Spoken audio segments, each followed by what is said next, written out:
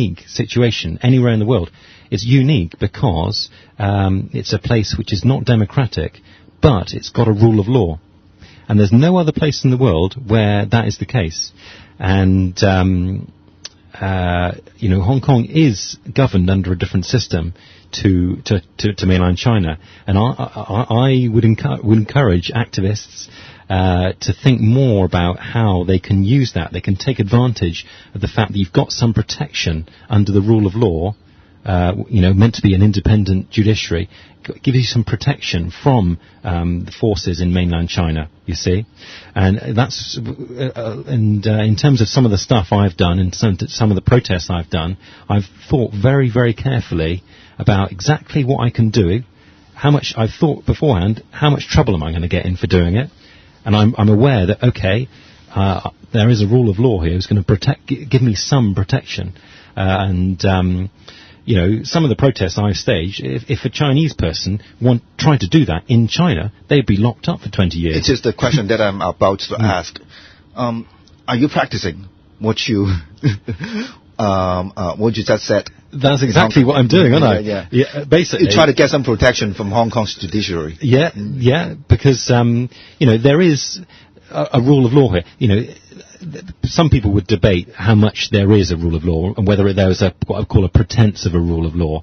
But certainly, I think another big factor the Hong Kong activists have got to use more to their advantage is the media. Yes, you've got an independent media here, yeah. So if you stage a high-profile protest on a particular day, and in politics you've always got to think very carefully about the timing, and I always do. And when you've got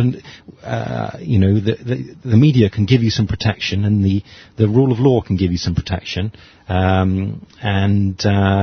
you've got to weigh all those factors off in your mind. That's what I do. I think about all those factors in terms of when staging a democracy protest, you see.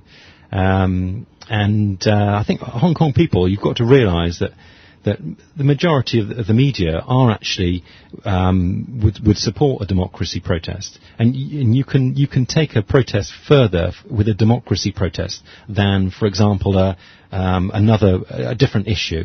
And in terms of the strategy, thinking about other countries and about how they fought for democracy, like for example India or in South Africa, or even Burma, or in any of those countries, I think you've got people in terms of the strategy. There is not only there's a moral. You've got a moral justification and a moral responsibility to adopt more civil disobedience type of tactics. As long as they're non-violent, then it's not only acceptable; it's actually morally the right thing to do.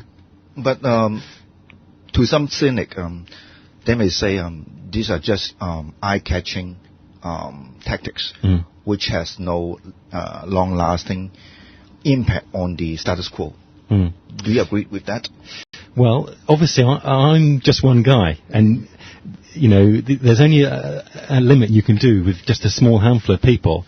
But saying that, a small handful of people can make a difference, and I would say that in terms of some of the protests I've staged and what I've tried to do, probably the most recent one I did was on the Tsingtao Bridge during the Olympics, and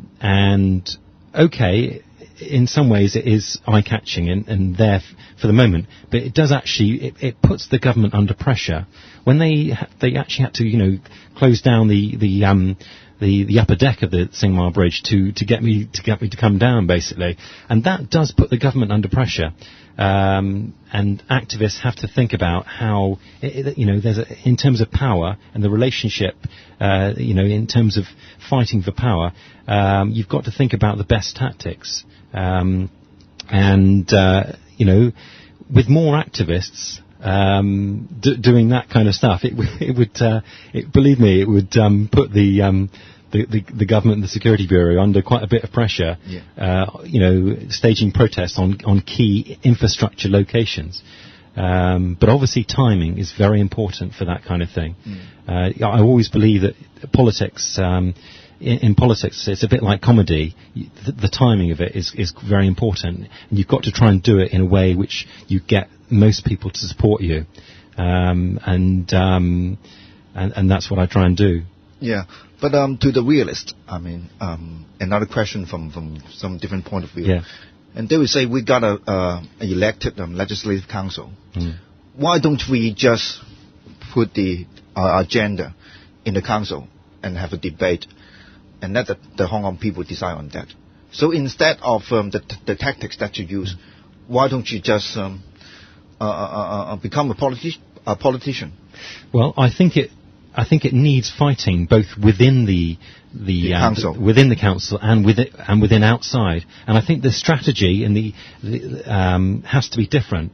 The legislators inside. And I'm fully support the three LSD legislators and the other democracy legislators and what they're doing. And I understand that when those guys are legislators, they can't, for example, break the law, can they? They can't really get arrested for a non-violent protest.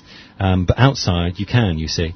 So we have a nice talking with Matt, and we'll end this session, and we'll have another discussion after the break. Thank you.